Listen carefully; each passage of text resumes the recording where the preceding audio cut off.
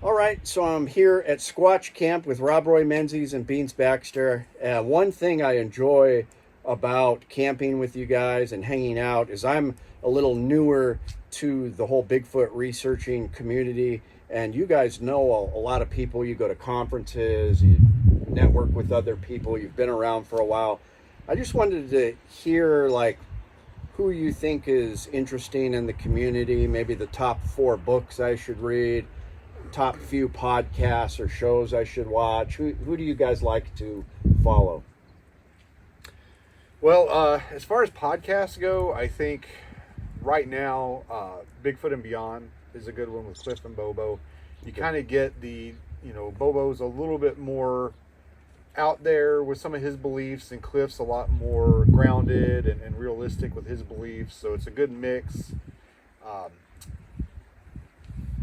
There's a lot of encounter podcasts out there, and you can only listen, in my opinion, you can only listen to so many of them before you kind of it starts to stretch the thread of credibility. I remember you guys talking about that. Because at the rate that these encounter podcasts are going, like, everybody in the country is going to have an encounter. It does seem like that. How do they get so many, and there's so many shows? So that, I think, I do think some of them are legit. I really do. But I think a majority of them are just, they don't vet their guests. They're just like, I have to have a show on Thursday. This guy says, he saw a Bigfoot, come off a spaceship. Let's talk to him. I think there's a lot of that going on where it's basically like, I got to produce a show. I can't let the facts cloud the issue. We got to do something. But there's a few good ones out there. Like I said, there's I was telling you earlier about I can't remember if it's called the Bigfoot podcast or the Bigfoot show, but Brian Brown, Paul Vella, and Scott Harriet hosted it, and it hasn't been produced for some years now. It's actually quite old, but it's amazing if you go back and listen to a lot of those episodes. A lot of stuff that they're talking about back then, 10, 15 years ago, is still relevant today. And, it's amazing how little has changed. And even though a lot of their episodes devolve into them arguing about the PG film, there's still some really good content in them. And I recommend those, especially if you're kind of new to the subject. Right. And I'll send you a link to those if I can remember. I'd like to check them out. I did a search on Spotify and just discovered Sasquatch Chronicles, and I've been enjoying that so far. And I know you two mentioned that one. Yeah. Again, it's one of those encounter shows. They're at like 700-800 episodes. That. They're up. He's getting up there now. And I find that it's interesting because I do a podcast, and if I only did episodes when encounters got reported to me, I would probably do 6 episodes a year. Right. So it boggles my mind how a podcast can get that many episodes of just encounters. Right. Yeah. I don't know. Sasquatch. That's the first podcast I started listening to. Actually, the first one, believe it or not, was Dogman Encounters with Vic Cundiff. Interesting. And that got me into Bigfoot Eyewitness really quick, and then I jumped into Sasquatch Chronicles. And I'm pretty much stuck. He's kind of my go-to. Like Beans was saying, it's really hard to find the time to listen to everything. I'll listen to some Bigfoot Society or for a week, and then I'll switch back over to Wes.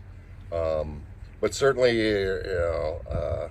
it is nice, especially camping, to listen at night. I fall asleep to them sometimes, but there is a lot of them out there. It's easy to get overwhelmed. But as far as books, so Alaska and Bigfoot, Raincoat Sasquatch. Yeah, that's a good one. By Robert Alley, our good buddy Robert. You have to read that. Okay. That is a must-have if you're going to live in Alaska and you're interested in Bigfoot. The next one I would probably say is Sasquatch Legend Meets Science by Dr. Meldrum. That's a good one. That's a really good one. What else? Let's see. There's Lyle Blackburn's Beast of Boggy Creek book is very good. There's so many. Should we have a bell for dropping names? Bing, bing, bing, bing! Lyle Blackburn, everyone. Bing, bing, bing, bing. That book I got off you yesterday, was that a Mildred book? No, that's a David Pilates book. David Pilates book, okay, and, with all the newspaper clippings. Yes, that's a fun book. Just a collection of newspaper magazine clippings from the 1600s to present. And what's that one called? I'd have to look. I think that's what it's called. Grab it. The other one I would suggest, is David Paulides' Hoopa Project. That's a pretty good book. Yeah, I haven't read that one. I've read some of I'll the. give it to you. I've read some of it. his Missing 411 books.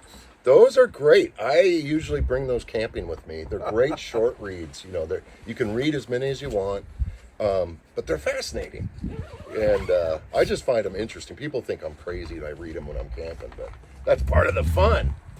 Bigfoot, Wild Men, and Giants. Bigfoot, Wild Men, and Archive. Giants. Yep.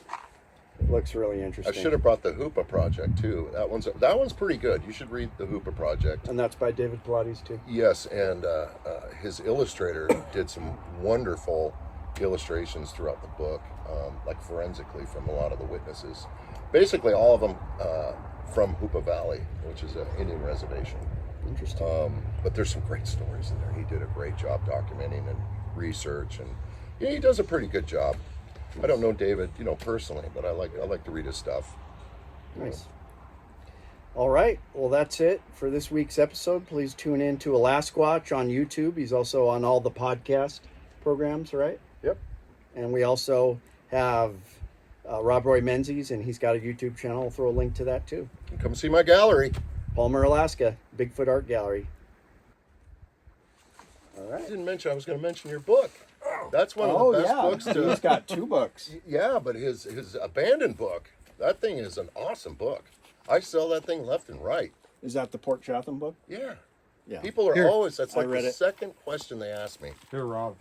All right. All right, here, I'll do it. You ask me what you want. I'll tell all.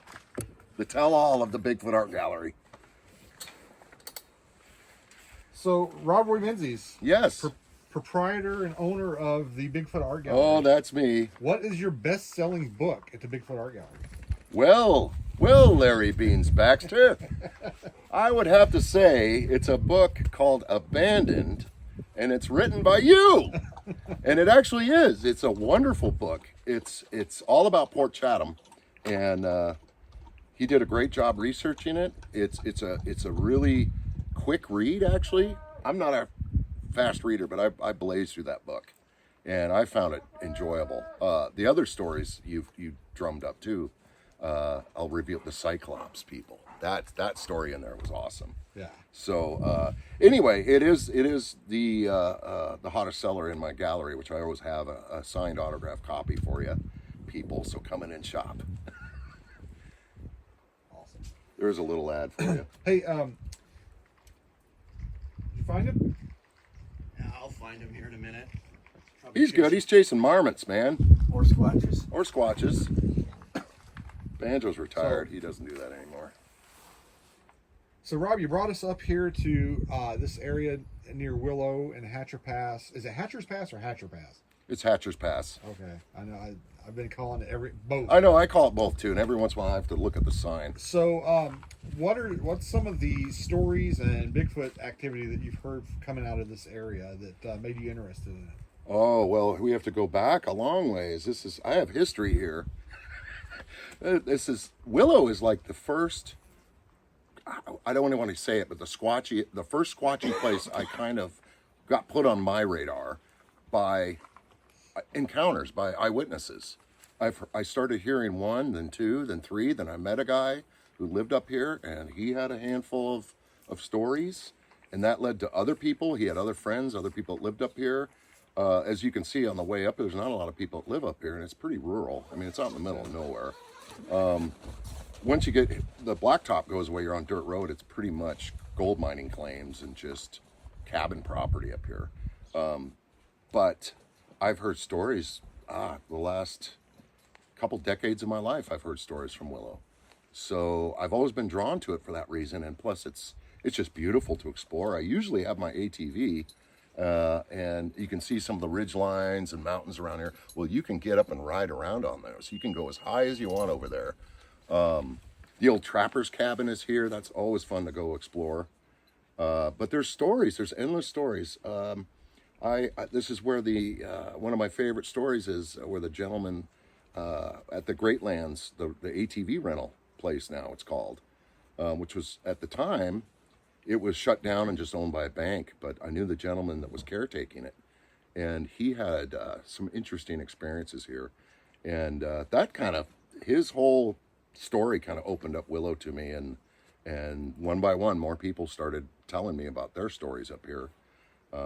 So it's interesting. I've heard this is where I had one witness watched one walk across the road, and it got about halfway across the road. It saw his vehicle, and he said, in his words, it just disappeared. And I said, what do you mean it just disappeared? I thought, oh no, did it just vanish?